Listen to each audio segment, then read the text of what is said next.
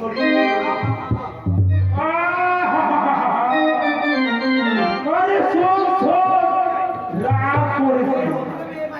আরে সেরকম ভালো মেয়ে পাইনি বলে তোমরা তো বলেছি মামা, ভালো মেয়ে হোক, তুমি রাজার মেয়ের সাথে আমার বিয়ে দাও, কিন্তু তুমি দিচ্ছ না কেন?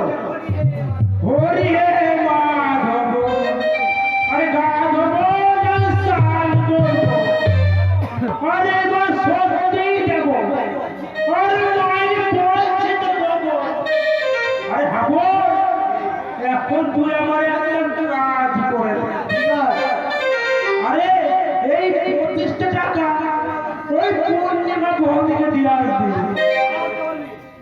আর বলবি সন্ধ্যার সময় যেন দেখা করে। ওর কাজ আমি পারবো না মামা। আরে তুই যাবো আর কখন করবো না। আমার বিয়ের ব্যবস্থা না করলে আমি যেতে পারবো না, আর তোমার কোনো কথাও শুনবো না। ভাবো। আমি চাঁদক বাসির মতো